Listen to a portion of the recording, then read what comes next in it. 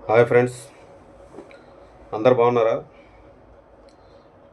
ఒకటేంటంటే చాలామంది ఇప్పుడు చాలా ఇవే అవుతున్నాయి. ఏంటంటే అమ్మాయి మోసం చేసింది, నన్ను వాడుకొని వదిలేసింది, ఈ అమ్మాయికి నన్ను బ్రేకప్ చెప్పింది, అమ్మాయి నా లవ్ ఫెయిల్యూరు అని 99% 9 అబ్బాయిలందరూ కూడా love failure, love failure, love failure.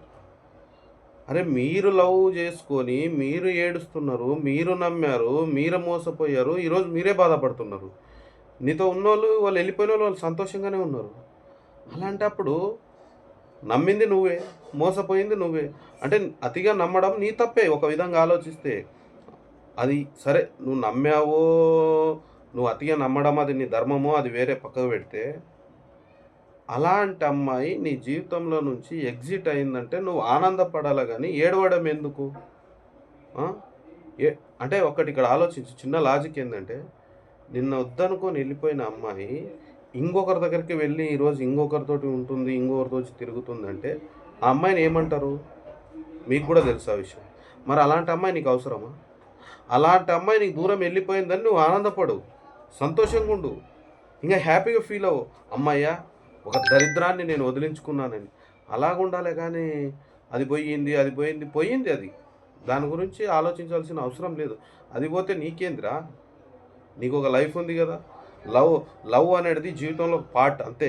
జీవితమే లైఫ్ గాదు. ఒక బుక్‌లో 100 పేజీలుంటాయి. ఒక పేజీలో ఏదో చినిగిపోయిందనికేసి ఇంగ ఉన్న 99 పేజీలను గూడా నీ జీవితాన్ని చెడిపేర్చుకుంటావా? మన జీవితం గూడా ఒక బుక్ లాంటిది.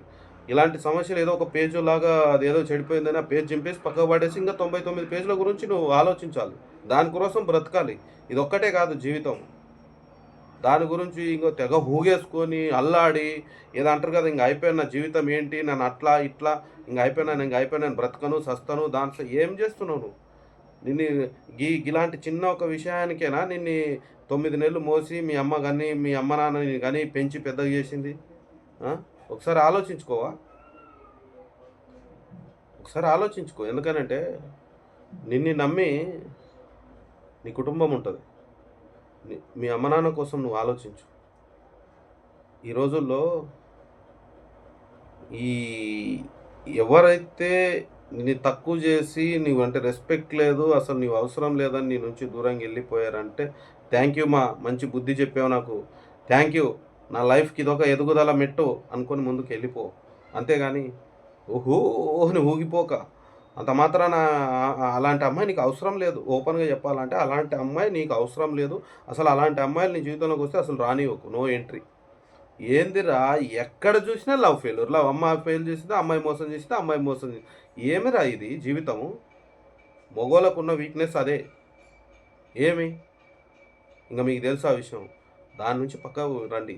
అదొక్కటే జీవితం గాదు. Thank you friends.